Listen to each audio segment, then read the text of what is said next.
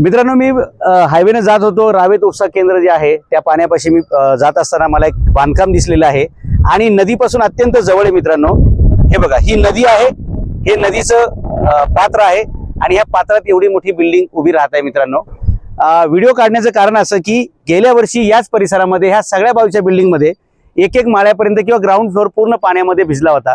आता ही बिल्डिंग अधिकृत आहे का, याला परमिशन कोणत्या आधारे दिलेले असतील आणि ह्याच्यामध्ये काय काय असू शकतं, उद्या जर काही इथे आपत्कालीन परिस्थिती निर्माण झाली, पुराची परिस्थिती निर्माण झाली, ही बिल्डिंग पडली किंवा ह्या बिल्डिंगच्या पूर्ण लोकांच्या घरामध्ये पाणी गेलं किंवा प्रशासनाने ही बिल्डिंग पाडण्याचा निर्णय घेतला, तर या ठिकाणी जे लोक घरं घेतील, दुकानं घेतील, बुकिंग करतील, त्यांच्या भविष्याचं काय, असा प्रश्न मला प्रशासनाला विचारावासा वाटतोय. कारण अशा प्रकारे लोक बिल्डिंग बांधतात, मोठी बिल्डिंग बघतात, लोक त्याला लोक भाळतात, पूर्ण प्लॅन परमिशन हे सगळं न बघता सामान्य माणसं तिथं बुकिंग करतात आणि आयुष्याचं एकमेव असलेलं घर ते जर असं तुटलं गेलं, जर ती बांधकाम इलिगल ठरलं तर आयुष्याला घरघर लागत असते. त्यामुळे प्रशासनाने याचं उत्तर दिलं पाहिजे की अशा प्रकारे नदीपासून, पाण्यापासून एवढ्या जवळ, पवना नदीवरती एवढ्या जवळ बांधकामाला परमिशन देता येते का, ते कोणत्या नियमांतर्गत, कोणत्या अटी अंतर्गत देता येते, ते आपण त्या अधिकाऱ्यांना विचारूया.